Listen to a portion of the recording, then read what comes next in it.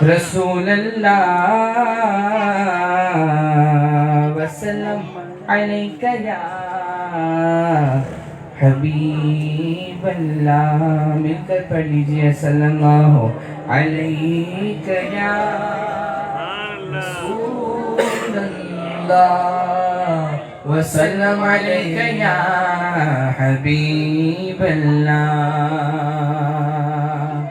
حسرت دید میں ہر آنکھ کو نم دیکھا گئے، حسرت دید میں ہر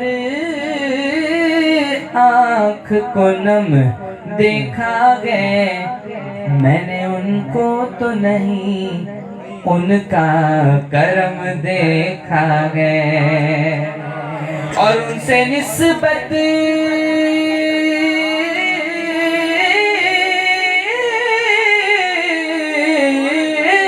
ہے جنہیں وہ بڑے آرام سے گئے، میں نے آقا کے غلاموں پہ کرم دیکھا گئے۔ مل کر پڑھ لیجئے صلی اللہ علیہ یا رسول اللہ وسلم علیک یا حبیب اللہ۔ خوف طوفان کا نہ کچھ، نہ دشمن کا خطر رکھتے ہیں، خوف طوفان کا نہ کچھ نہ دشمن کا خطر رکھتے ہیں، کیونکہ ہم تو سرکار کی رحمت پہ نظر رکھتے ہیں، اور تم میں طاقت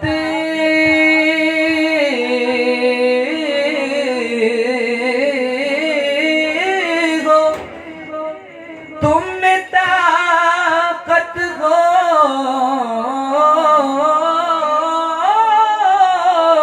تم میں طاقت ہو تو پھر آ کے ڈبو دو لہروں، سنو طیبہ والے میری کشتی پہ نظر رکھتے ہیں، ڈوب سکتی نہیں طوفان کی طغیانی میں، جس کی کشتی ہو محمد کی نگہبانی میں، صلی اللہ علیہ یا رسول اللہ وسلم علیہ یا حبیب اللہ۔ ان کا منگتا میں ان کا منگتا، ان کا منگتا ہوں جو منگتا نہیں ہونے دیتے، میں ان کا منگتا، ان کا منگتا ہوں جو منگتا نہیں ہونے دیتے، میں ان کا منگتا ہوں جو منگتا نہیں ہونے دیتے، میرے آقا مجھے رسوا نہیں ہونے دیتے، مدینے والے میرے آقا مجھے رسوا نہیں ہونے دیتے، اپنے منگتوں کی وہ فہرست میں رکھتے ہیں مجھے، مجھ کو محتاج کسی کا نہیں ہونے دیتے، میرے آقا مجھ کو محتاج کسی کا نہیں ہونے دیتے جی کوئی سلیقہ ہے آرزو کا نہ بندگی میری بندگی ہے یہ سب تمہارا کرم ہے آقا یہ بات اب تک بنی ہوئی ہے کسی کا احسان کیوں اٹھائے کسی کو حالت کیوں بتائے تم ہی سے مانگیں گے تم ہی دو گے تمہارے دل سے رو لگی گئے مجھ کو محتاج کسی کا نہیں ہونے دیتے ان کا منگتا اور جس کی توفیر بڑھانے کا ارادہ کر لے جس کو وائٹ کالر بنانا ہو جس کو معزز بنانا ہو اس کے ساتھ کیا فرماتے ہیں جس کی توقیر بڑھانے کا ارادہ کر لے اس کو نوکر در زہرا کا بنا دیتے ہیں اس کو نوکر بنا دیتے ہیں بن گئی بات کا کرم ہو گیا شخ نخل تمنا غری ہو گئی میرے لب پہ مدینہ مدینہ مدینہ مدینہ مدینہ مدینہ مدینہ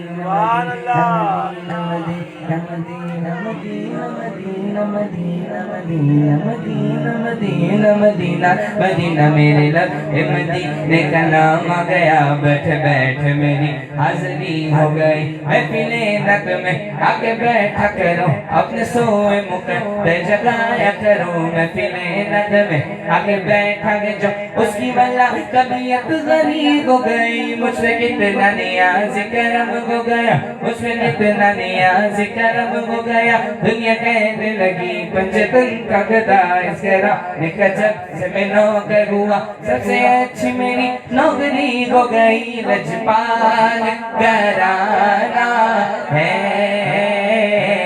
لجپال گھرانہ اور جس کی توقیر بڑھانے کا ارادہ کر لے اس کو نوکر در پنجتن کا بنا دیتے ہیں میں ان کا منگتا ہوں جو منگتا نہیں ہونے دیتے دو اشعار حضور غوث پاک کی بارگاہ میں زمانے میں اگر دیکھی تو شان قادری دیکھی نبوت کے گلستان میں ولایت کی کلی دیکھی حقیقت کھل گئی جب سرزمین بغداد کی دیکھی تجلی تجلی روشنی کی روشنی دیکھی دیارے غوث کیا دیکھا مدینے کی گلی دیکھی بولو یا غوث المدد یا غوث المدد بولو یا غوث المدد یا غوث المدد شہ بغداد نے جس پر کرم کی ایک نظر ڈالی بس ایک نظر ڈالی بس ایک نظر ڈالی بنا ہر قوم اس کا ہو گئی سب دور بدحالی میرے غوث الورا کی شان بھی کیا شان ہے عالی سوالی آپ کے در سے کبھی لوٹا نہیں خالی شہنشاہوں سے بھی بڑھ کر سخاوت آپ کی دیکھی بولو یا غوث المدد یا غوث المدد یا غوث المدد. آخری شعر ایک واقعہ. ایک دولہا اپنے براتیوں کے ساتھ کشتی میں جا رہا ہے اپنی منزل کی جانب. دولہا سمیت براتیوں سمیت کشتی سمندر میں ڈوب جاتی ہے. 1 سال 2 سال 11 سال گزر جاتے ہیں. دولہے کی بوڑھی ماں سمندر کنارے روتی رہتی ہے. ایک دن میرے میرا وہاں سے گزرتے گئے. پھر کیا ہوتا ہے شعر میں سنیے کہ مخالف تھی گواہ اپوزٹ تھی ہوا. دریا میں ایسی لہر آئی گئی دریا میں کشتی ڈوب. ساحل پہ خبر آئی ضعیفہ ایک روتی پیٹتی میرے آقا کے در آئی. دعا مانگی جناب غوث نے کشتی ابھر آئی. زمانے تو نے میرے غوث کی دریا دلی دیکھی. زمانے تو نے میرے غوث کی دریا دلی دیکھی. غوث پاک کے قادری دیوانے ایک بار مل کر غوث پاک کی بارگاہ میں استغاثہ کرتے. گونج پڑ جائے یا غوث المدد یا غوث المدد یا غوث المدد یا غوث المدد یا غوث یا غوث. بولو المدد.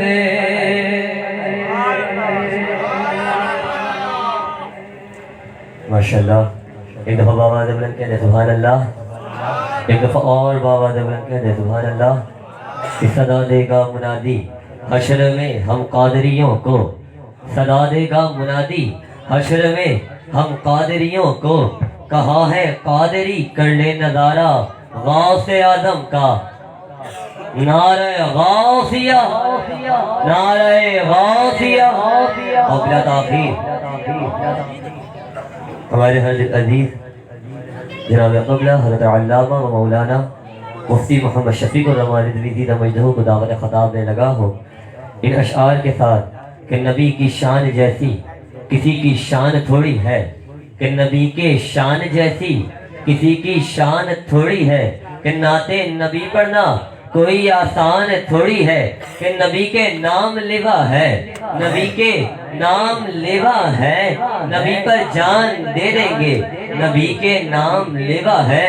نبی پر جان دے دیں گے کہ نبی کی شان سے بڑھ کر ہماری جان تھوڑی ہے. تاجدار ختم نبوت تاجدار ختم نبوت تاجدار ختم نبوت. حضرت کا پردون اور اس کے تکبار کیجئے گا. نعرہ تکبیر نعرہ تکبیر نعرہ رسالت نعرہ حیدری علماء اہل سنت.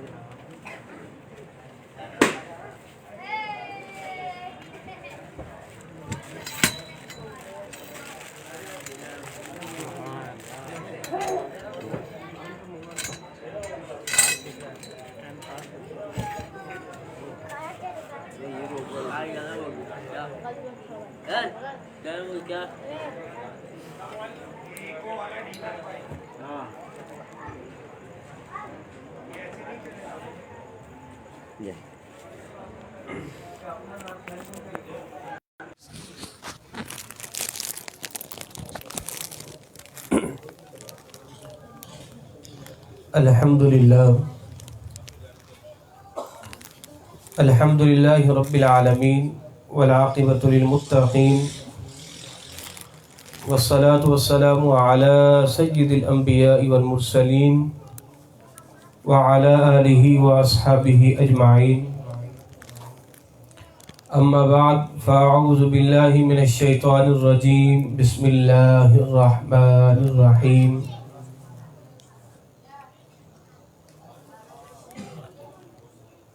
قل إن كنتم تحبون الله فاتبعوني يحببكم الله ويغفر لكم ذنوبكم والله غفور رحيم. آمنت باللہ صدق اللہ العظیم وصدق رسولہ النبی الکریم الامین ونحن على ذلك لمن الشاہدین والشاکرین والحمد للہ رب العالمین۔ امداد کن از بندہ غم آزاد کن، در دین و دنیا شاد کن یا غوث اعظم دستگیر۔ الہی بحق بنی فاطمہ کہ بر قول ایما کنی خاتمہ، اگر دعوتم رد کنی ور قبول، منو دست و دامان آل رسول۔ الہی تو آساں کنی مشکلات، تو فعل محمد علیہ الصلاۃ۔ محترم و محتشم عزیزان گرامی قدر، بلا تمہید اپنی گفتگو کا میں آغاز کرتا ہوں۔ آج کی محفل پاک محترم جناب ناصر حسین صاحب کی والدہ مرحومہ کے ایصال ثواب کی یہ محفل ہے۔ اللہ رب العزت مرحومہ کی بخشش و مغفرت فرمائے۔ اللہ رب العزت اس محفل پاک کے صدقے مرحومہ کو غریق رحمت فرمائے، اور 11ویں والے پیر کے صدقے اللہ مرحومہ کی قبر کو تا حد نگاہ وسیع اور کشادہ فرمائے۔ حضور غوث اعظم پیران پیر غوث اعظم دستگیر رضی اللہ تعالی عنہ، اللہ رب العزت نے اپنے نیک بندوں کو وہ اختیار، وہ قوت عطا فرمائی ہے کہ جسے انسانی عقل ماننے سے انکاری ہے، اور انسان اس چیز کا برملا انکار کرتا ہے۔ اور یاد رکھیے گا، جو چیز دماغ میں نہ بیٹھے اسے معجزہ بھی کہتے ہیں اور اسے کرامت بھی کہتے ہیں۔ حضرت عمر بن بزار رضی اللہ تعالی عنہ، یہ سرکار غوث اعظم کے مرید تھے، اور اللہ والوں کا مزاج بڑا عجیب ہوتا ہے۔ اگر چاہیں تو ایک لمحے کے لیے مخلوق کو اپنے سے دور کر دیتے ہیں، اور اگر چاہیں تو مخلوق کو اپنے قریب کر دیتے ہیں۔ تو آپ کے مرید فرماتے کہ ایک دن نماز جمعہ کا ٹائم تھا، اور سرکار غوث اعظم مسجد تشریف لے کے جا رہے تھے۔ فرماتے ہم جہاں جہاں سے گزرتے کوئی بندہ بھی سرکار غوث اعظم کو بڑھ کے سلام نہیں کر رہا۔ ہر ایک بندہ اپنے معمولات زندگی میں مشغول ہے۔ تو مجھے بڑا عجیب لگا کہ سرکار آ رہے ہیں، کوئی آگے بڑھ کے سلام ہی نہیں کر رہا۔ تو فرماتے کہ میری یہ جو دلی کیفیت تھی نا، اسے سرکار غوث اعظم نے جان لیا۔ پھر اس کے بعد اچانک ایسا ہوا کہ ساری مخلوق جوق در جوق سرکار غوث اعظم سے ملنے لگی، دست بوسی کرنے لگی۔ جب لوگوں کا ہجوم ہوا نا، تو ایک نے پیچھے کیا، دوسرے نے پیچھے کیا، تیسرے نے پیچھے کیا، یہاں تک کہ میں سرکار غوث اعظم سے اتنا دور چلا گیا، لوگوں کا ہجوم آپ کے قریب آ گیا۔ اور پھر مانی میں کہا، میں نے کہا یار حال تو پہلے والا ٹھیک تھا، کم از کم میں سرکار کے قریب تو تھا، میں آپ کے قریب تو تھا۔ تو وہ آپ کے مرید کہتے ہیں کہ پھر سرکار غوث اعظم نے میری طرف دیکھ کے مسکرایا اور کہا یار نہ تم اس حال میں راضی ہو نہ اس حال میں راضی ہو، کبھی یہ کہتے ہو کبھی وہ کہتے ہو۔ اور پھر آپ نے فرمایا اپنے مرید سے، فرمایا کہ اے میرے مرید سن، اللہ نے اپنے نیک بندوں کو وہ طاقت، وہ بلکہ، وہ اختیار، وہ تصرف دیا ہے، چاہے تو ایک لمحے میں لوگوں کے دلوں کو اپنی طرف مائل کر لیں، اپنے سے دور کر دیں۔ تو آپ خود ارشاد فرماتے ہیں نا، نظرت الی بلاد اللہ جمعا کخردلۃ علی حکم اتصالی، آپ فرماتے ساری کائنات کو میں عبد القادر جیلانی ایسے دیکھتا ہوں کہ جیسے ہاتھ کی ہتھیلی پہ رائی کا دانہ دیکھا جاتا ہے۔ یہ سرکار غوث اعظم رضی اللہ تعالی عنہ کی وہ طاقت، وہ قوت ہے کہ جو اللہ رب العزت نے اس کا ایک کو ختم کرو اپنے حبیب کے صدقے عطا فرمائی ہے۔ سرکار غوث اعظم رضی اللہ تعالی عنہ کے مقام کو ما سوائے غوث کے اور کوئی بھی نہیں جانتا۔ سرکار غوث اعظم کے مقام کو غوث کے علاوہ کوئی نہیں جانتا، اور اس کائنات میں 3 غوث اعظم آئیں گے۔ پہلے غوث اعظم حضرت امام حسن رضی اللہ تعالی عنہ کی ذات مقدسہ ہے، اور دوسری شیخ عبد القادر جیلانی رضی اللہ تعالی عنہ کی ذات مقدسہ ہے، اور تیسری جو بھی آنے والی ہے وہ امام مہدی رضی اللہ تعالی عنہ کی ذات غوث اعظم کے لقب سے اور مقام و مرتبہ سے فائز ہوگی۔ تو اس کائنات میں 3 غوث آنے والے، ایک امام حسن اور ایک سرکار عبد القادر جیلانی اور ایک امام مہدی رضی اللہ تعالی عنہ، کہ جو حضور کی اولاد میں سے ہوں گے، حضور کی اولاد میں سے ہوں گے، اور امام مہدی کی ماں کا نام حضرت آمنہ ہوگا اور آپ کے باپ کا نام حضرت عبداللہ ہوگا۔ یہ سرکار غوث اعظم رضی اللہ تعالی عنہ جس سلسلے سے ہیں، یعنی آپ بھی حضرت امام مہدی حسنی اور حسینی سید ہوں گے، اور وہی آخری غوث ہوں گے۔ تو شیخ عبد القادر جیلانی رضی اللہ تعالی عنہ کا مقام و مرتبہ، لوگ شاید یہ سمجھتے ہیں کہ آپ 11ویں والے پیر تھے، وہ 11ویں کیا کرتے تھے، یا پھر ایک لنگر تھا، یا آپ کی چند ایک کرامتیں بڑی مشہور ہیں کہ آپ نے مرغی کی ہڈیوں پہ ہاتھ پھیرا تو وہ مرغی زندہ ہو گئی، یا پھر جیسے بھی ثنا خان جو ہے وہ ایک واقعہ بیان کر رہے تھے وہ بیڑے والا۔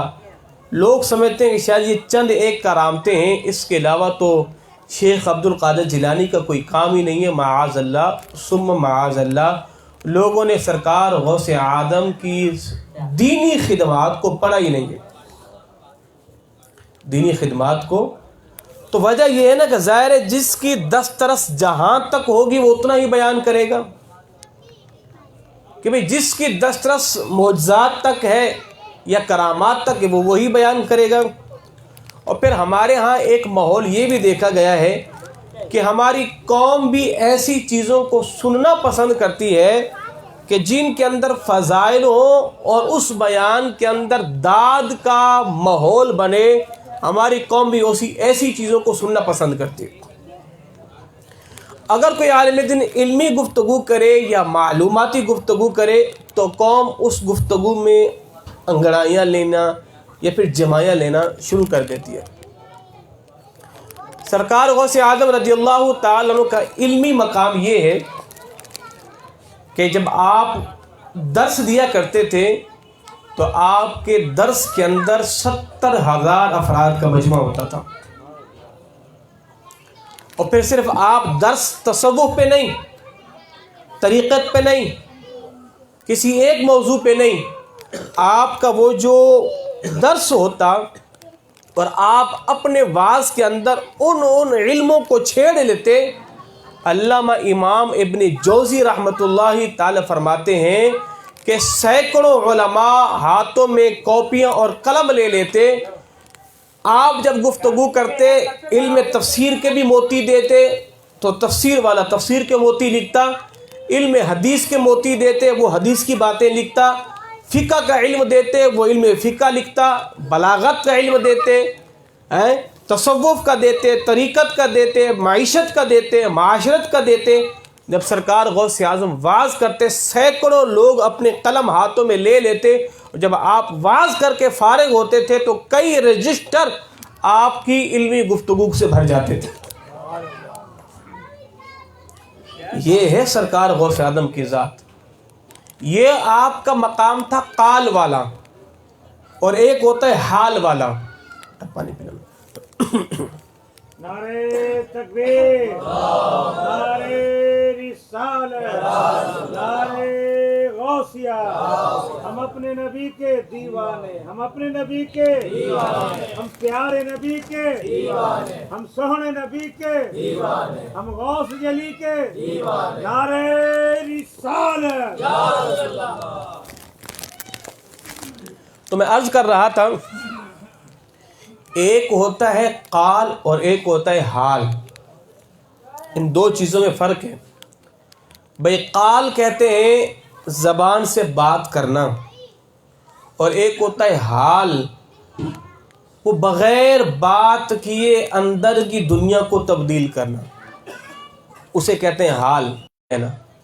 एक शख्स आया सरकार गौस आदम रज़ी अल्लाह ताला अन्हु के पास। वो आपके इम्तिहान लेने के लिए आया कि देखे तो दही शेख अब्दुल कादिर जिलानी के पास इल्म कितना है। कुरान की एक आयत को पढ़ता है और कहता है हज़रत इसकी तफसीर बयान करें। आपने उसकी एक तफसीर बयान की, फरमाया कि और बयान करें, आपने दूसरी तफसीर बयान की। फरमाया हज़रत और बयान करें, आपने तीसरी तफसीर बयान की। यहाँ तक कि एक आयत करीमा की सरकार गौस आज़म ने 40 तफसीर बयान की। 40 तफसीर एक आयत की अपने बयान की। फरमाया सुनो, ये तो थी काल वाली बात, अब हाल वाली बात सुनो। तो जब आपने हाल वाली बात की, वो जो आपका इम्तिहान लेने आया था गिरेबान फाड़ के जंगलों की तरफ चीखता चिल्लाता चला गया। फरमाया ये तो काल था, अब आओ हाल की तरफ आते हैं। तो सरकार गौस आज़म रज़ी अल्लाह ताला अन्हु इल्म का समंदर, इल्म का समंदर। तो ये चीज़ें हमने कौम को बयान करनी है ना। आज बद मजहब जो है कि जिन्हें 11वीं 12वीं से चिढ़ है ना, कि उनको चिढ़ ऐसी है कि जैसे किसी को गरम गरम तवे पे ना बिठा दिया जाए। वजह क्या है, उन्होंने कभी सरकार गौस आज़म की इन चीज़ों को पढ़ा ही नहीं है।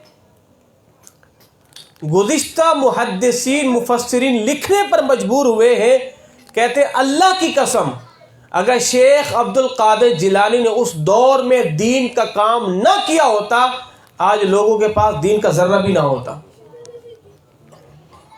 लोगों का जर्रा भी नहीं होता। और सरकार गौस आदम रज़ी अल्लाह ताला दीन 25 साल तक आप बगदाद के बयाबानों में, सहराओं में, जंगलों में आपने घूम कर इल्म दीन हासिल किया है। आप खुद फरमाते हैं, कहते हैं 25 साल मैंने बगदाद के दरख्तों के पत्तों को पीस के खाया है। इल्म की तलब में कितना कहाँ तक पहुँचे। और फरमाते कभी कभार ऐसा होता कि इल्म की तलब में हम निकलते और हमें भूख लगती। फरमाते मैं कभी कभार मदरसे से बाहर जाता और खंडरात में कभी कभार कोई चीज़ें गिरी हुई मिल जाती है, मैं उठा के खा लेता। और फरमाते कभी मैं नहर के किनारे चलता था कि नहर के किनारे कोई सब्ज़ी, कोई फल, कोई जो है वो पड़ा हुआ होता तो हमें खाने को मिल जाता। फरमाते एक दिन ऐसा आया कि जब मैं नहर के किनारे चल रहा था, क्योंकि गिरी पड़ी चीज़ मिल जाए अब्दुल कादिर को और अब्दुल कादिर का पेट सीधा हो जाए। फरमाते जब मैं गया, मैं क्या देखता हूँ, मुझसे पहले एक अल्लाह के वलियों की जमात वो पहले से उस खाने की तलाश में घूम रही है। फरमाते फिर मुझे शर्म आ गई। मैंने कहा नहीं अब्दुल कादिर, इनका हक कहीं तू ना खा ले। फरमाते मैं भूखे पेट वापस आ गए। ये हुजूर के बेटे हैं, हसनी हुसैनी बेटे, मगर गुर्बत का आलम देखें। इससे ये बात तो वाज़े हो गई कि इल्म दीन की तलब के लिए अगर किसी पे मुशक्क़तें आए ना, तो फिर उसे वाविला नहीं करना चाहिए, उसे पे शेख अब्दुल कादिर जिलानी की ज़िंदगी को पढ़ना चाहिए। तो फरमाते हैं कि इतना पढ़ने के बाद ना, तो आप अजमी थे, सरकार गौसे आदम अजमी थे, अरबी नहीं थे, यानी अरबी नस्ल नहीं थे। सादात तो थे, सैयद तो थे असली हसनी हुसैनी, मगर आप अजमी थे, अरबी ज़बान आपकी नहीं थी, यानी आप फ़ारसी ज़बान बोला करते थे। सरकार गौसे आदम रज़ी अल्लाह ताला अन्हु। अब बगदाद के अंदर आपसे कहा गया कि जनाब आप जामा मस्जिद बगदाद में आप आएँ और दर्स दें।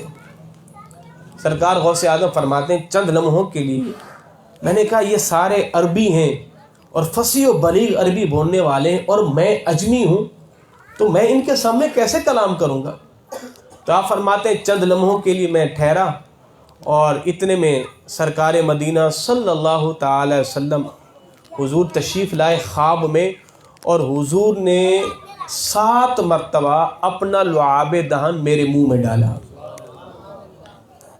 فرماتے ہیں پھر اس کے بعد حضرت مولا کائنات تشریف لائے اور آپ نے 6 مرتبہ ڈالا۔ تو میں نے کہا یہ کیا وجہ ہے؟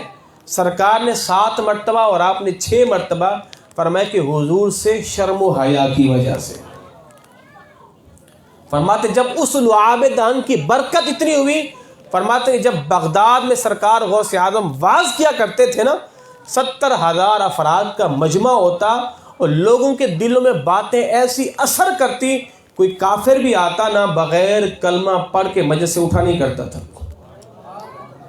چور، ڈاکو، لٹیرے، رہزن بغیر توبہ کیے آپ کی مجلس سے اٹھتے نہیں تھے۔ تو جب میں اس بات کو پڑھتا ہوں تو مجھے ایک چیز روز روشن کی طرح مجھ پر عیاں ہو جاتی ہے کہ مولوی صاحب اگر اخلاص کی دولت غوث اعظم والی ہو تو پھر آپ کی مجلس سے اٹھنے والا بندہ بھی کوئی بے عمل نہیں رہے گا،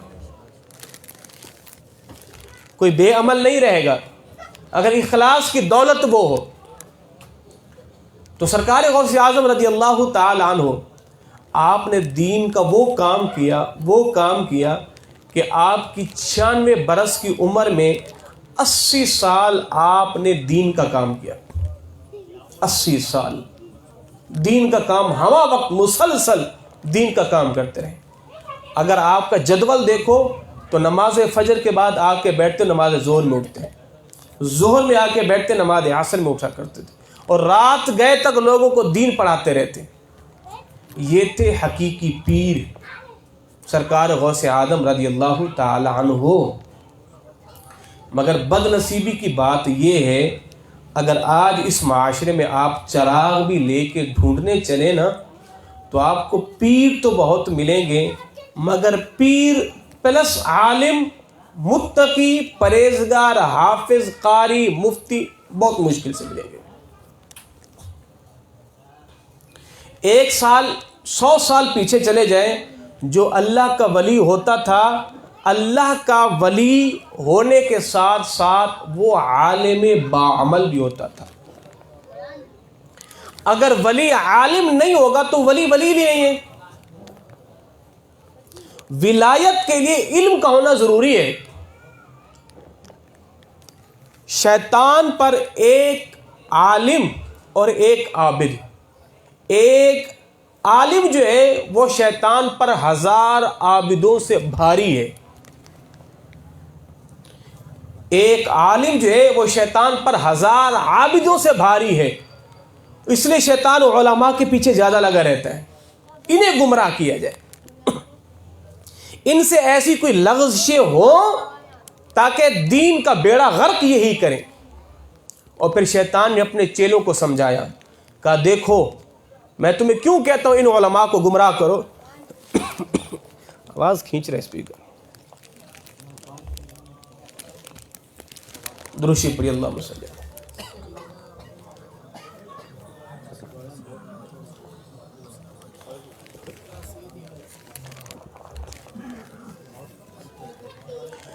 تو شیطان جو ہے وہ اپنے چیلوں کو سمجھاتا ہے۔ سنیں، توجہ رکھیں آپ حضرات، یہ باتیں آپ کو سمجھانا مقصود ہے، آپ لوگوں کی واہ واہ، آپ لوگوں کے نعرے، آپ لوگوں کی داد، یہ مقصود نہیں ہے۔ تو سرکار غوث اعظم رضی اللہ تعالیٰ عنہ کے مریدوں، تو میں عرض کرنے لگا تھا، شیطان اپنے چیلوں کو بتاتا ہے کہ عالم کیا ہے اور عابد کیا ہے۔ شیطان ایک چھوٹی سی شیشی لے کے ایک عابد کے پاس جاتا ہے۔ عابد کا معنی عبادت گزار، شب زندہ دار، روزے دار، تہجد گزار۔ اور شیطان ایک انسانی شکل میں جا کے کہتا ہے کہ اے اللہ کے نیک بندے، یہ بتا کیا اس شیشی کے اندر اللہ پوری کائنات کو جمع کر سکتا ہے؟ اس عابد نے کہا کہ تو پاگل ہو گیا ہے، جس شیشی میں ایک انگلی بھی داخل نہیں ہو رہی، اس شیشی میں اللہ پوری کائنات کو کیسے جمع کرے گا؟ یہ تو ہو ہی نہیں سکتا۔ اب شیطان وہی شیشی لے کے ایک عالم کے پاس جاتا ہے اور کہتا ہے بتا اللہ پوری کائنات کو اس شیشی میں جمع کر سکتا ہے؟ اور اس نے کہا کم بخت تو مجھے ابلیس معلوم ہوتا ہے، شیشی تو بڑے دور کی بات ہے، اگر اللہ چاہے نا تو سوئی کے ناکے سے بھی چھوٹے سوراخ میں پروردگار پوری کائنات کو جمع کر سکتا ہے۔ تو اس نے کہا دیکھو اپنے یہ چیز میں تمہیں بتانا چاہ رہا ہوں کہ علم ہوگا تو وہی ولایت ملتی ہے، علم کے ساتھ ہے، بغیر علم کے ولایت تو ہوتی ہی نہیں ہے۔ سرکار غوث اعظم خود فرماتے ہیں، اندازہ لگاؤ، سرکار غوث اعظم فرماتے ہیں ایک مرتبہ بیٹھا ہوا تھا کہ اوپر ایک نور والا بادل نمودار ہوا اور اس بادل سے آواز پتہ ہے کیا آئی؟ اے عبد القادر، تم نے ہماری بہت عبادت کر لی ہے، تم نے ہمیں بہت خوش کر لیا ہے، جاؤ آج کے بعد تمہیں نماز کی چھٹی ہے، تمہیں نماز کی چھٹی ہے، تم نے بہت نمازیں پڑھ لی ہیں۔ سرکار غوث اعظم فرماتے ہیں کہ میں نے بادل کی طرف رخ کر کے کہا کہ لا حول ولا قوت الا باللہ العظیم، اعوذ باللہ من الشیطان الرجیم۔ آپ نے فرمایا ابلیس ملعون، تو مجھے گمراہ کرنے کے لیے آیا ہے؟ تو آپ فرماتے ہیں وہ جو سفید بادل تھا وہ سیاہ بادل میں تبدیل ہو گیا۔ شیطان نے کہا اے عبد القادر، تمہیں تمہارے علم نے بچا لیا ہے۔ شیخ عبد القادر جیلانی فرماتے نہیں، مجھے میرے علم نے نہیں، مجھے میرے رب کے فضل نے بچا لیا ہے، مجھے میرے رب کے فضل نے بچا لیا ہے۔ تو آج جو لوگ کہتے ہیں جناب ہم نماز مکے میں پڑھتے ہیں یا ہم نماز مدینے میں پڑھتے ہیں، ہماری نمازیں اور ہوتی ہیں، ملا کی نماز اور ہے، طریقت والوں کی نماز اور ہے، شریعت والوں کی نماز اور ہے، یہ ٹوٹلی کلی بکواسات ہیں، جہالت ہیں، اور دین کے اندر ایک نیا انتشار پیدا کرنا ہے، لوگوں کو تقسیم کرنا ہے اور دین سے دور کرنا ہے، لوگوں کو دین سے۔ یہ کیا بات جناب، طریقت الگ چیز ہے، شریعت الگ چیز ہے، یہ تمہیں کس نے کہہ دیا ہے؟ طریقت کو جو راستہ جاتا ہے وہ شریعت سے ہو کے جاتا ہے، بندہ شریعت کو کراس کر کے طریقت تک نہیں پہنچ سکتا۔ اب شریعت اور طریقت کیا چیز ہے اسے بھی دو لفظوں میں سمجھ لو۔ میں نے شروع میں کہا تھا ایک ہے قال اور ایک ہے حال۔ قال کو شریعت کہتے ہیں، حال کو طریقت کہتے ہیں۔ اب ایک بندہ طریقت تک پہنچنا چاہتا ہے، وہ شریعت کو پار کیے پہلے کیسے پہنچ سکتا ہے؟ بھائی ایک بندے نے انٹر کرنا ہے تو کیا میٹرک کے بغیر انٹر ہو سکتا ہے؟ اگر آپ نے طریقت تک جانا ہے شریعت سے گزر کے جانا پڑے گا۔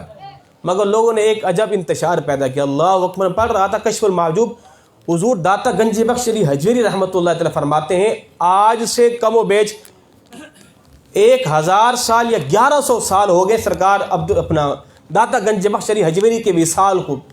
آپ خود فرماتے ہیں کہ ہمارے زمانے کے اندر بھی ایسے کئی لوگ پیدا ہو گئے ہیں کہ جو اپنے آپ کو صوفی کہلواتے ہیں مگر ان کے پلے کچھ نہیں ہے۔ یعنی 1100 سال پہلے داتا گنج بخش علی حجویری اپنے زمانے کے لوگوں کا بتا رہے ہیں، تو آپ اندازہ لگا سکتے ہیں 1100 سال کے بعد پھر کتنی تباہی آ گئی ہوگی، کتنی بڑی تباہی آ گئی ہوگی۔ اس زمانے کے اندر اللہ کے ولیوں کا یہ وتیرہ تھا، یہ طریقہ تھا کہ خلافت مرید تو کسی کو کرتے ہی نہیں تھے۔ بھائی مرید کا مطلب کیا ہے؟ مرید کا مطلب یہ کہ آپ نے اس کا ذمہ لے لیا ہے، اب آپ نے اس کو بچانا ہے۔ تو کئی اللہ کے ولی ڈر جاتے تھے، بھاگ جاتے تھے، کہتے خدا کے بندے ہماری بخشش ہو جائے بڑی بات ہے، میں تیرا بوجھ کہاں سے لیتا پھروں گا۔ یہ تھا اس وقت خوف خدا۔ مگر آج تو ہاتھ دراز کر کے بیٹھے ہوئے لوگوں کی لائنیں لگی ہوئی ہیں۔ تو اگر کوئی بندہ، ایسی بات نہیں ہے، جب اس طرح کی میں گفتگو کرتا ہوں اس سے مراد میری وہ لوگ ہوتے ہیں کہ جنہوں نے پیری فقیری کا لبادہ اوڑھا ہے، اس سے اللہ کے ولی علماء وہ استثناء ہوتے ہیں۔ جب بھی آپ کسی چیز کی برائی بیان کریں گے تو ظاہر ہے اچھائی خود بخود الگ ہو جاتی ہے۔ تو جب آپ کہتے ہیں جناب یہ 2 نمبر، یہ جو دین کے اندر ڈاکو ہیں، تو ظاہر ہے اس سے مراد آپ کی اللہ کے ولی تھوڑی ہوتے ہیں۔ اب آپ نے جناب مولویوں نے دین بیچنا شروع کر دیا ہے، کیا معاذ اللہ اس سے مراد آپ کی امام احمد رضا کی ذات ہے؟ آپ کہو کہ توبہ توبہ، کہ اس سے مراد آپ کی پیر مہر علی شاہ صاحب کی ذات ہے، آپ کہو گے توبہ توبہ، یہ تو میرے ذہن میں کے اندر بھی نہیں ہے۔ تو جب کہ بندہ کہتے ہیں جناب علماء نے دین کو نقصان دیا، علماء نے دین کو بیچا، دین کے نام پہ غداریاں کی، دین کے نام پہ بنگلے بنائے، دین کے نام پہ کوٹھیاں بنائی، اور دین کے لیے ٹکے کا کام نہیں کیا، تو جب یہ باتیں بیان کی جاتی ہیں تو پھر آپ کی توجہ ان نکمے لوگوں کی طرف جاتی ہے، نہ کہ اعلیٰ ظرف کے مالک جیسے اللہ کے ولیوں کی طرف جاتی ہے۔ میرے مصطفیٰ نے فرمایا کہ قیامت اس وقت تک قائم نہیں ہوگی کہ جب تک تم علماء کی شکلوں میں بھیڑیے دیکھو گے، علماء کی شکلوں میں بھیڑیے دیکھو گے، وہ دین بیچیں گے۔ بنی اسرائیل پر عذاب کیوں آیا؟ آنے کی ایک وجہ یہ کہ بنی اسرائیل کے جو علماء تھے اس وقت کے، جو ان کے مفتیان کرام تھے، وہ غریب کے لیے الگ مسئلہ، امیر کے لیے الگ مسئلہ بیان کرتے تھے۔ اگر امیر نے چوری کی ہے تورات کے اندر جو اس کی سزا ہے وہاں ہاتھ رکھ لیتے اور وہ جگہ چھوڑ کے آگے پڑھ لیتے، کہتے جناب کچھ بھی نہیں ہے۔ سرکار کے پاس ایک یہودیہ کا مسئلہ آیا جس نے زنا کیا تھا۔ اب یہودی آگے سرکار کے پاس، اللہ کے نبی بتائیں اس کی کیا سزا ہے؟ تو میرے مصطفیٰ نے فرمایا تم یہ دیکھو تورات میں کیا سزا بیان کی۔ تو ایک بندہ کہتا ہے سرکار تورات میں تو یہ ہے اسے بس جھاڑو کی چند تیلیاں اٹھا کے مار دو، یا اسے برا بھلا کہہ دو، یا اسے چپڑے مار دو، یا اسے تھپڑے مار دو، اور تو کچھ بھی نہیں ہے۔ تو حضور نے فرمایا لاؤ تورات لائے گی، فرمایا کہ پڑھو۔ تو جب وہ آیت آئی نا، یہودی نے ہاتھ رکھ لیا، آپ نے فرمایا ہاتھ ہٹاؤ۔ تو جب ہاتھ ہٹایا تو نیچے لکھا ہوا تھا کہ جس نے زنا کیا ہے اسے سنسار کیا جائے، اسے قتل کیا جائے۔ تو کیا تھا؟ بنی اسرائیل کے لوگ جو ہے وہ یوں امیر غریب کے لیے تفریق کرتے تھے، اس لیے اللہ نے ان پر عذاب مسلط کیا ہے۔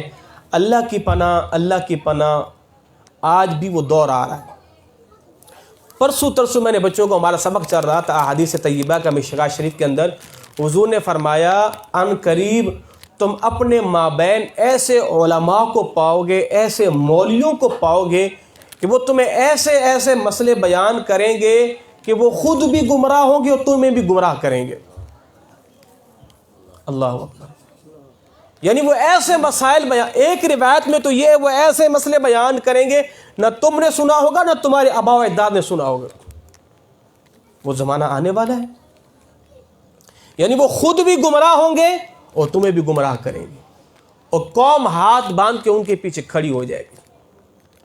اس لیے قوم کو چاہیے اب قرآن خود پڑھنا شروع کریں، فقہ کی کتابوں کو خود پڑھنا شروع کریں، احادیث کو ترجمے کے ساتھ خود پڑھنا شروع کریں، دین کے اندر اپنی دلچسپی کا مظاہرہ کریں۔ جب قوم یہ ہے وہ درد والی باتیں ہیں کہ جو ہم نے قوم کو بیان کرنی ہے، مگر ہماری قوم کو اس سے کوئی سروکار نہیں ہے۔ مولوی صاحب خشک باتیں کرتے ہو، آپ کی باتوں میں پوری قوم ڈھیلی ہو جاتی ہے، کوئی آپ کو سبحان اللہ نہیں بولتا، کوئی آپ کو داد نہیں دیتا۔ تو کیا ہے کہ ایسی ہم نے روایتیں بیان کریں، لوگ خوش ہو جائیں۔ بھائی صاحب خانہ جناب ہمارے ناصر بھائی ہیں، محفل میلاد کرایا ہے، اللہ انہیں اور ان کے گھر والوں کو برکتیں عطا فرمائے۔ میں اتنا ہی کہہ سکتا ہوں نا، بھائی سرکار کا میلاد کرایا ہے، وہ کریم رب ہے، چاہے تو اس میلاد کے صدقے معاف کر دیں۔ اگر آپ رب پکڑنا چاہے تو چھوٹی سی غلطی بھی پکڑ سکتا ہے۔ کیا مجھے یہ کسی نے اختیار دیا ہے کہ میں کسی بھی بندے کے حوالے سے حتمی طور پہ کہوں یہ جنتی ہے؟ ہرگز نہیں ہو سکتا۔ ایک شخص کا انتقال ہو گیا، ایک صحابی پتہ کیا کہتا ہے؟ یا رسول اللہ یہ تو جنتی ہے۔ میرے مصطفیٰ نے فرمایا تم کیسے کہہ رہے ہو؟ حضور نے فرمایا یوں کہو کہ میں اللہ سے گمان کرتا ہوں رب اگر چاہے تو یہ جنتی ہے۔ یوں کہو، یوں نہ کہو یہ پکا جنتی ہے۔ یہ پکا کہنے کا سرٹیفکیٹ آپ کو کس نے دیا ہے؟ میں بھی جس نے سرکار کا میلاد کرایا ہے وہ کریم ہے۔ وہ تو یار رب اتنا بڑا کریم ہے کہ وہ ایک طوائفہ، جیسے ہمارے اردو زبان کے اندر ایک لفظ بڑا جسے ہم کنجری بھی کہتے ہیں، وہ ایک طوائفہ ہے، وہ بھوکھی کتیا کو پانی پلائے رب اسے بھی معاف کر دیتا ہے۔ جو ایک بلی کو پیاس سے بلک رہی تھی اس کو پانی پلا، رب اسے بھی معاف کر دیتا، وہ تو بڑا کریم ہے نا. مگر حتمی طور پہ کہنا جناب یہ پکا جنتی ہے، بس اس کی تو چھٹی ہے آج کے بعد، یہ ہرگز ہمیں زیب نہیں دیتا. اور اس بات نے قوم کو بے باک کیا ہے. جناب سرکار کا میلاد کر لیا آپ نے، بادشاہ آپ کا تو وہ مقام ہے، اور بس آپ تو ہے ہی جنتی. اب یہ بتاؤ صاحب خانہ تو کہے گا جناب اچھا ہے ایک میلاد کر کے چھٹی مل گئی ہے، تو کیا مشقتیں نماز پنجگانہ کی تھی؟ کون نماز فجر کے لیے اٹھے؟ کون مشقتیں برداشت کرے؟ کون سردی کی جو ہے وہ راتوں کے اندر گرم بستروں کو، گرم کمبلوں کو چھوڑ کے جائے؟ یہ تو مولوی صاحب بڑے کمال کے ہیں، ایک جھٹکے کے اندر جنت کو اس پار پہنچا کے چلے گئے. جناب عثمان غنی کو میرے مصطفیٰ نے 2 مرتبہ جنتی ہونے کی خوشخبری دی.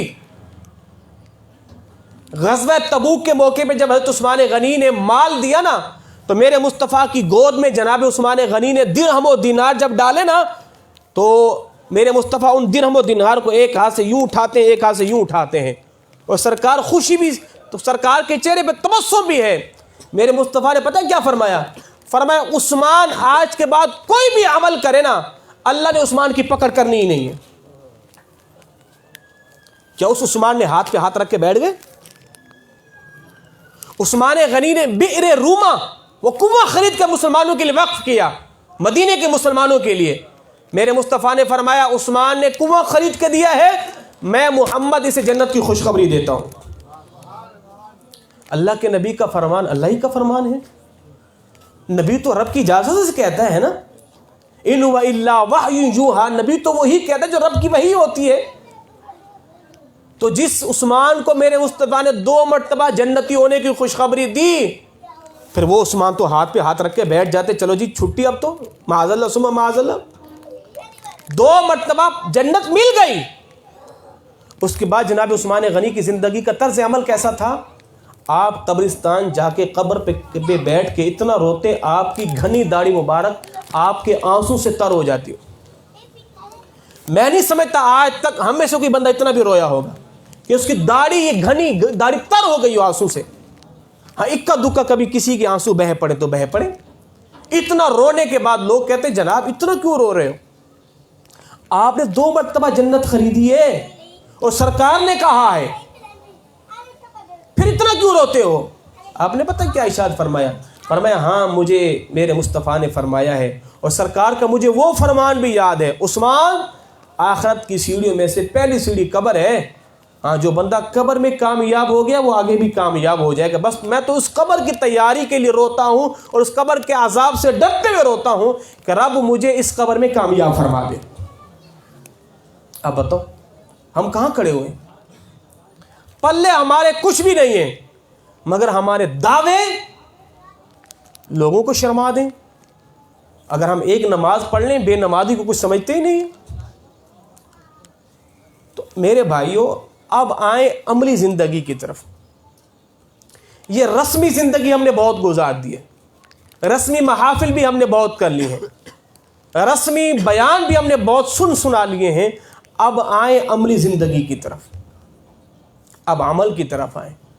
آپ یہ نہ کہیں جناب مولوی صاحب رات کو بیان سنا ہے ابھی جا کے سو جائیں گے پھر صبح کام پہ چلے جائیں گے. اللہ اللہ خیر سلام.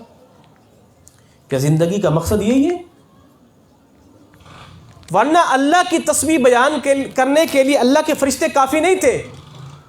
جب اللہ نے کہا ہے فرشتوں میں اپنا خلیفہ بنا رہا ہوں زمین میں، تو تمہاری کیا رائے ہے؟ فرشتوں نے کہا مالک کیوں بنا رہا ہے؟ ہم ہیں تیری تسبیح بیان کریں گے، تیری حمد بیان کریں گے، تو انسان کو کیوں بنا رہا ہے؟ تو اللہ نے کیا فرمایا؟ انی اعلم ما لا تعلمون، اے میرے فرشتوں جو میں جانتا ہوں وہ تم نہیں جانتے. تو رب کی حمد کے لیے رب کے فرشتے کافی نہیں تھے، رب کی تسبیح کے لیے رب کے فرشتے کافی نہیں تھے، اور وہ ہم سے اچھی تسبیح بیان کرتے ہیں. مگر رب نے مجھے اور آپ کو کیوں پیدا کیا؟ اس لیے کہ آئیں زندگی میں کھائیں پئیں عیاشیاں کریں، گھر بنائیں، جی اولاد والے ہو جائیں، پوتے نواسوں والی ہو جائیں، پھر ان کی باراتیں دیکھیں، پھر ان کی خوشیاں دیکھیں، جی پھر اپنے گھر کے آنگن میں بچوں کی چہل پہل کو دیکھیں، اور پھر آخر میں آ کے جو ہے چارپائی پہ لیٹ کے قبر کی آغوش میں جا کے سو جائیں. اللہ فیصلہ زندگی کا یہی نتیجہ ہے. اور بھائی یہی کرنا ہے. پھر جانور میں آپ میں ہم میں کیا فرق ہے؟ جانور بھی کھاتا پیتا ہے, ایک دن مر جاتا ہے, اپنی موت مر جاتا ہے, یا کسی درندے کی نظر ہو جاتا ہے. پھر آپ میں کیا فرق ہے؟ آپ کو ایک مقصد دے کے بھیجا گیا. بھئی ایک بچے کو ماں باپ نے بھیجا, بیٹا جاؤ یہ سودا لے کے آؤ. اب بچہ آیا, بچوں میں مست ہو گیا, اسے گھر کی فکر ہی نہیں رہی, ماں نے کیوں بھیجا, کس مقصد کے لیے بھیجا. اگر ماں باپ ہوئے غصے والے تو آ کے 2 تھپڑے بھی لگا دیں گے. یہی حال میرا اور آپ کا ہے. رب نے بھیجا ہے جاؤ عبادت کر کے آؤ. ہم تو عبادت کو کرنا بھول گئے, ہم تو دنیا کے اللہ تللوں میں کھڑے ہو گئے. بچہ گیا تھا سامان لانے کے لیے, سالن تیار تھا, بس اس نے نمک لانا تھا, باہر دیکھا منداری بندر کا کھیل دکھا رہا ہے, بچہ وہیں کھڑا ہو گیا. یہ حال تمہاری قوم کا ہے. اور بھائی جو مقصد تھا اس مقصد تک پہنچو نا. آپ کو کیا کام بنتا ہے؟ آپ راستے میں جتنی بھی بلائیں ہیں چھوڑے, آپ سیدھا چلیں. ایاک نعبد و ایاک نستعین اہدنا الصراط المستقیم. اس کا مطلب ہی تو یہی ہے, سیدھا راستہ, چلتے چلو چلتے چلو. میرے مصطفیٰ نے ایک مرتبہ ایک لکیر کھینچی, اور پھر سرکار نے اس لکیر کے اوپر یوں لکیریں کھینچی, یوں کھینچی, یوں کھینچی, یوں کھینچی. فرمایا اے صحابہ جانتے ہو یہ کیا ہے؟ کہا حضور آپ ہی بتلائیے. فرمایا کہ یہ جو بڑی لکیر ہے یہ راہ مستقیم ہے, اور جو بیچ میں میں نے لکیریں کھینچی ہیں نا, کسی لکیر پہ شیطان کھڑا ہے, کسی پہ دنیا کی تکلیفیں ہیں, کہیں دنیا کھڑی ہوئی ہے. بس تم نے سیدھا راستہ چلتے چلتے چلتے چلتے جانا ہے. اگر دائیں بھائیں بھٹکو گے پھر بھٹک ہی جاؤ گے, پھر بھٹک ہی جاؤ گے. تو میرے بھائیوں میں بات اپنی گفتگو کو لمبا نہیں کرتا, کہیں آپ اکتا نہ جائیں, کہیں آپ تھک نہ جائیں. یہ تھوڑا سا سبق ہے, کہیں یہ بھی آپ کے دماغ سے نکل نہ جائے. تو میری ان چند باتوں کو اپنے من میں سمائیے, اور دل کے کانوں سے ان باتوں کو سن کر آپ نے عمل کرنا ہے, اور گھر کے اندر بھی جا کے ان باتوں کو بیان کر کے اور عمل کروانے کی آپ نے کوشش کرنی ہے. آپ کوشش کرنی ہے, ٹھیک ہے نا. ہاں آپ مر گئے یار, گھر کے اندر کوئی نماز ہی نہیں ہے, کہ جناب رات کو بندہ سویا تو مر گیا, اللہ اللہ خیر سلام. مگر مزے کی موت کب ہے کہ جناب وہ ہمارا چچا, وہ ہمارا والد نماز عشاء پڑھ کے آیا نور اسلام مسجد میں, پھر گھر آ کے سویا تو ایسی آنکھ لگے کہ سیدھا پہنچ گیا. یہ موت قابل رشک ہے, یا وہ موت قابل رشک ہے کہ بابا سائے رات تماشے دیکھتا رہا سڑکوں پہ, بستر پہ آ کے سویا تو سانسیں لیتے لیتے مر گیا. وہ موت قابل رشک ہے نا. اب لوگوں کو بیان کرتے پھرو گے, جناب دیکھیں ہمارے والد صاحب نماز پڑھ کے آئے تھے, گھر میں سوئے, موت آ گئی. آپ کہو کہ جناب ابا نماز پڑھنے کے لیے گیا تھا, سجدے میں موت آ گئی, رکوع میں موت آ گئی. یہ موت قابل فخر ہے نا, مرنے کے بعد بھی آپ کا نام روشن ہوگا. اور یہ موت کتنی یار, نوجوان بڑا گناہ گار تھا, اللہ اس نے, ہم نے کبھی اس کو دیکھا نہیں اس نے نماز پڑھنے کے لیے مسجد میں گیا ہو. ماں باپ بھی منہ چھپاتے پھریں گے, کیسی کم بخت اولاد تھی, مرنے کے بعد بھی ہمارا جو سر نیچے کر رہی ہے. اپنی اولاد کی فکر کرو, اپنی اولاد کو دین کے کاموں پہ لگاؤ, نمازی بناؤ. گھر میں آپ میں سے کوئی بندہ بے نمازی نہ رہے. بے نمازی کی تو بڑی توبہ توبہ توبہ توبہ توبہ. میرے مصطفیٰ نے فرمایا قیامت کے دن بے نمازی پتہ ہے کہاں کھڑے ہوں گے؟ فرعون کے ساتھ کھڑے ہوں گے, ابو جہل ابو لہب کے ساتھ کھڑے ہوں گے. آپ چند لمحوں کے لیے تصور کریں, یہ صف سرکار کی اور یہ گناہگاروں کی, اور آپ سامنے کھڑے ہوں, سامنے میرے مصطفیٰ ہوں. بتاؤ آپ سرکار کا سامنا کیسے کرو گے؟ حضور فرمائیں گے تو ابو جہل کی صف میں, امتی تو میرا تھا. تو بتاؤ وہ لمحہ کتنا بڑا دردناک ہوگا. آپ پسند کرتے ہیں؟ ہرگز نہیں کرتے. اگر آپ کو تھانے لے کے بند کر دیا جائے اور آپ آئیں علاقے میں مشہور, یہ تو ڈکیتی میں پکڑا گیا, گھر سے منہ نکلنے کے قابل ہیں آپ؟ وہ منظر کتنا دردناک ہوگا کہ آپ ابو جہل کے ساتھ کھڑے ہوئے ہیں, جو اللہ اس کے رسول کے دشمن اس صف میں کھڑے ہوئے ہیں, اور نیک لوگ سرکار کے صف میں کھڑے ہوئے ہیں. اور پروردگار جنتیوں کو نا جہنم کے قریب کرے گا, اور پھر جنتی جہنمیوں سے پوچھیں گے ما سلککم فی سقر, او جہنمیوں جہنم میں کیوں آئے ہو؟ پتہ کیا کہیں گے؟ قالوا لم نک من المصلین, ہم جہنم میں اس لیے آئے ہیں ہم نماز نہیں پڑھتے تھے. ہم نماز نہیں پڑھتے, ہم جہنم میں آ گئے, اور تم نماز پڑھتے تم جنت میں آ گئے ہو. اللہ اکبر. پھر میرا پروردگار پتہ کیا کرے گا؟ جہنم کا دروازہ کھولے گا. اب جہنمی جب جہنم سے نکل کے جنت میں جانے کی کوشش کریں گے نا, اب جیسے دروازے کے قریب آئیں گے اللہ دروازہ بند کر دے گا. پھر ان کی حسرتیں ٹوٹ جائیں گی، پھر چلے جائیں گے. اور اللہ فرمائے گا اے فرشتوں پھر دروازہ کھولو، جہنم کا دروازہ پھر کھل جائے گا، پھر بھاگنے کی کوشش کریں گے، دروازہ پھر بند ہو جائے گا. کہ یہ تمہاری ان برائیوں کا صلہ ہے، یہ موت پر موت ہے. امید ہو کہ بس نکلنے والے ہیں، پھر پیغام ہے نہیں جناب ان کے بھی رہائی کا آرڈر نہیں، ان کو اور بھی جیل میں رکھو. تو کتنی تکلیف والی باتیں ہیں. یہ باتیں ہم پر اثر نہیں کرتی، اگر کرتی ہیں وقتی طور. جب تک مجلس میں ہے، فرشتوں نے گھیرا ہوا ہے، دل موم ہو رہا ہے، آنکھیں اشک بار ہو رہی ہیں، باتیں اتر رہی ہیں، مولوی صاحب بس اب تو جانے کے بعد میں نے من ہی من میں عزم کر لیا آج کے بعد تو آپ مجھے نہ نماز میں غیر حاضر دیکھیں گے نہیں. مگر جیسے آپ نکلے نا، وہ نکر میں شیطان کھڑے ہو کے مجھے اشارے کر رہے ہیں، مولوی صاحب لگا لو جتنا زور لگانا ہے. میں نے بھی آستینیں چڑھائی ہوئی ہیں، آپ کے ساری تبلیغ پہ پانی نہ پھیروں تو میرا نام بھی ابلیس نہیں ہے. شیطان بھی کہہ رہا ہے مولوی صاحب لگا لے زور، اتنا زور لگائے گا تو آئے گا کبھی کبھار. میں تو رہتا ہی ان کے ساتھ ہوں، اٹھتا ان کے ساتھ ہوں، بیٹھتا ان کے ساتھ ہوں، کھاتا ان کے ساتھ ہوں، کہاں سے تو مجھے بچائے گا ان سے. تو مگر قرآن نے، اللہ نے فرما دیا ہے، شیطان جب آیا تھا نا جنت سے نکالا گیا تو شیطان نے کہا مالک تو مجھے قوت دے، مجھے طاقت دے، میں تیرے بندوں کو گمراہ کروں. اللہ نے فرمایا جا ہم نے تجھے طاقت دی. تو کہا مالک میں تیرے بندوں کو اتنا گمراہ کروں گا تجھے یاد کرنا چھوڑ دیں گے. اللہ نے فرمایا لگا لے چوٹی کا زور. مگر جب میرا بندہ ایک دفعہ میرے در پہ آئے گا نا تو میں تیری صدیوں کی محنتوں کو ایک آنسو کے قطرے میں بہا دوں گا. لگا لے زور. اس لیے شیطان واویلا کرتا ہے، چیختا ہے، چلاتا ہے. میرے مصطفیٰ نے بڑا خوبصورت منظر بیان کیا. نماز فجر کے لیے حضور نے فرمایا جب نمازی اٹھتا ہے نا تو ایک گٹھان کھل جاتی ہے. شیطان پھر تھپکیاں دیتا ہے، سو جا پگلے کیوں جا رہا ہے. بندہ پھر اٹھ جاتا ہے، وہ دوسری گٹھان بھی کھل جاتی ہے. شیطان پھر پیچھے بھاگتا ہے، لمبا سفر ہے، ابھی نماز کو دیر ہے. مولوی صاحب نے کی لمبی قرات کر دی تو پھر گیا نیند کا سارا مزہ. بندہ پھر آتا ہے، تیسری گٹھان بھی کھل جاتی ہے. شیطان پھر زور دے، دیکھ ابھی جماعت کو دیر ہے، بس تو پڑھ کے گھر نکل. بندہ پھر نماز پڑھتا ہے. میرے مصطفیٰ نے جب وہ نماز میں کھڑا ہو جاتا ہے نا، اب شیطان اپنے سر میں مٹی ڈالتا ہے، چیختا ہے، چلاتا ہے، ہے میری ناکامی، ہے میری ناکامی. اب آتا گناہوں کا بوجھ لے کے، جب جاتا ہے گناہوں سے ہلکا ہو کے جا رہا ہوتا ہے. لوگ کہتے ہیں مولوی صاحب یہ کندھے بھاری بھاری رہتے، پتہ نہیں کیا ضرورت ہے. دیکھیں استخارہ کریں، مسئلہ کیا ہے میرے ساتھ. میں کچھ کھاتا بھی نہیں پھر بھی میرے اندر بوجھل پڑنے. وہ میرے بھائی وہ گناہوں کا بوجھ ہے، وہ گناہوں کا بوجھ ہے جو آپ کو جس نے وزنی کیا ہوا ہے. نماز پڑھو اور ایک آنسو بہو. میں تو اپنے مدرسے کے شاگردوں کو بھی مشورہ دیتا ہوں، میں کہتا ہوں بیٹا کبھی رویا بھی کرو اللہ کی یاد میں. اور میں آپ کو بھی ایک مشورہ دیے جا رہا ہوں، کبھی من بوجھل ہو جائے نا، اب بندہ کبھی کبھار دنیا سے تھک ہار جاتا ہے نا، کہتا ہے جناب کیا کرے، پریشانی ہی پریشانی.